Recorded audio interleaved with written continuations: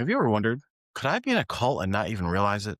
Most people in cults never think they're in one. It starts with connection, community, purpose, but slowly questions fade, fear grows, and freedom shrinks. Today, we're breaking down the clearest signs, the red flags you notice only when it's almost too late. Here's what nearly every cult survivor says. It didn't start with control. It started with belief in belonging.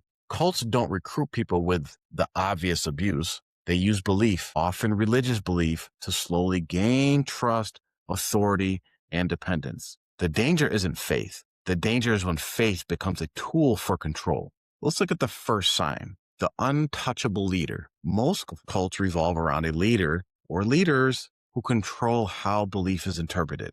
They don't just teach religion, they position themselves as the gatekeeper of truth or the gatekeeper to God. Religion points beyond leaders. Cults redirect belief back towards themselves. The second sign, the us versus them thinking. The world gets divided into insiders and outsiders, and inside is the only source of truth and purity, so they say. And outside is danger, deception, and spiritual blindness. The friends and family who agree are okay, but the friends and family who don't agree are seen as threats. Isolation slowly becomes loyalty and dependence. The third sign, questions are suppressed. In healthy spaces, asking why is normal. In cult spaces, it's looked at like rebellion or weakness, or that you're being influenced by the devil. Doubts are treated like a sin or weakness. So people stop speaking up and silence becomes survival. The fourth sign, love bombing or fear bombing. First comes overwhelming affection and attention to get you in the group. Then once you're attached, here comes the fear. Leaving becomes dangerous because you lose your friends, your family, and all the social network you built up while isolating yourself from the cult. Disagreement, especially disagreement with the leader, becomes betrayal. And your emotional highs and lows becomes tools for control, because not only do you have love bombing, you also have fear bombing. And the leaders and the leader and members of the group use love bombing and fear bombing to control and manipulate the members. The next sign is exploitation. Members are pressured to give, whether that's money, labor, time, but definitely loyalty. You'll see people giving out membership dues or giving charity for their leader to take care of, or they'll give their time, baking bread, cleaning the house, cutting toenails, trimming hair, or they'll even work in the leader's businesses, giving free time, because sacrifice becomes like a test of faith in the group. In healthy groups, they encourage generosity, but they don't funnel it through the direction and control of the leader or the small group of leaders. And they don't demand it. In cults, these services, giving money, giving time, giving loyalty, the cults demand it. The sixth sign, there's the total commitment and in only one direction. So one direction commitment. Cults want every aspect of you. We just talked about they want your time. Not only they want your time, they want your identity. They want to control all your relationships. All your relationships are within the cult, but they rarely give anything back. Boundaries, if you try to establish boundaries, that's called being selfish. If you ever try to take some time for yourself and say you spent some time away from the cult group, when you return, you're looked at with questioning eyes, like you aren't loyal or something's wrong with you. If you wanted to take a break, you're weak. The less of you there is, the easier you are to control. The seventh sign of being in a cult is that they control you through guilt and shame, because guilt can be used as like a leash to control you. Everything becomes your fault. You are to blame for everything. Even if you are clearly transgressed by someone else, somehow the leaders or the members of the group convince you that it's your fault.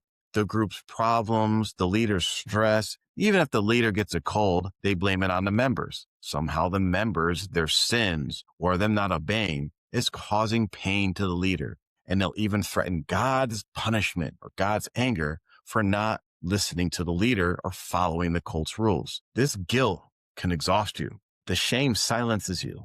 When you bring guilt and shame together, that is actually used to make you dependent on the very people that are guilting you, shaming you, and blaming you. The eighth sign, there's secrecy in double standards, thrive in the dark. We mentioned this before. They'll say things like, outsiders won't understand. People aren't ready for this truth. They can't hang with us. Members are expected to confess everything. While leaders hide their finances, they hide their mistakes, and even hide their relationships. If transparency only goes one way up and there's no transparency down, that isn't holiness. That isn't spirituality. That's called manipulation. The ninth sign is when you have a loss of autonomy. One of the clearest signs that belief is being misused is when your conscience is slowly replaced by the thought or the teachings or the beliefs of the leader or of the group as a whole. You stop trusting your own judgment in everything, not just religious matters. You start deferring everything to the group or to the leader, even in everyday tasks. Belief no longer guides you and gives you a framework to live a decent life that is close to God. It actually governs you in a way that makes you think you're getting close to a human being. That's not religion. That is control. And the 10th sign is that fear of leaving. That's one of the biggest signs. If walking away feels impossible, emotionally, socially, or spiritually, you're not in a community. And we're not talking about walking away from the beliefs. We're talking about the fear of leaving human beings. And if your fear is associated with human beings because you're going to lose your social network, or you're going to be blamed, people are going to cut you off, you're in captivity. You are trapped. That's not a healthy group. That's a cult, because cults will say you can leave whenever you want to. But if someone actually practiced that, they teach that your members of the group are not to associate with, talk with anybody who's left. So it's actually the opposite of being able to leave whenever you want. So when you're in a cult, it's like a gradual trap. The signs don't show up overnight. It's like a slow drip. There's one compromise, one manipulation at a time. And as each drip goes in the bucket, pretty soon that bucket becomes full and you can't lift it anymore. There's a little less freedom, a little more fear, until one day you realize you've built a cage and then you call it safety. But when you recognize that you're actually in a cage, you haven't failed. It's actually the start of you gaining your freedom and actually following the correct beliefs as God intended for you to do. When you talk to survivors, they often describe one quiet moment when they gain clarity. These moments break the spell and open the door. So how do you start to get out? If you're starting to suspect something is wrong, write down your doubts privately. Keep it secure. Talk to one trusted person outside of the group. Then start learning how control works. Plan your exit carefully. Leaving isn't weakness. It takes a lot of strength to take these steps to leaving and practicing your religion, your beliefs properly. You're actually reclaiming your life. After leaving, it's not as simple as just, I'm out and I'm ready to go. You actively have to rebuild your life. You're going to grieve the identity and purpose that group gave you. You're going to have some nostalgia. You might start second guessing everything that you learned, but this is part of the healing process. You can get counseling, join survivor communities, and of course, seek knowledge. You have to rebuild trust, find your voice again, learn to make decisions without fear. Freedom feels awkward at first. It's like the bird who gets out of the cage, but you can learn to fly again. So how do you know you're in a cult? When belief stops guiding your values and starts controlling your choices, especially when that belief changed from being a connection with God to being a connection, a cult leader, a group, or just people in general. When your religion or your belief is no longer a path, but it becomes a cage. Becoming aware of your situation is the beginning step of seeking freedom. So if you ever felt trapped in a group that demanded more than love should, more than belief should, more than God and the religion you're following actually demands, you're not alone. Thousands have walked this road and come out stronger. Freedom starts the moment you believe that you actually deserve it. So we're going to keep on talking about cult tactics, about healing, about rebuilding identity and connecting with the true faith of Islam as you enjoy this content.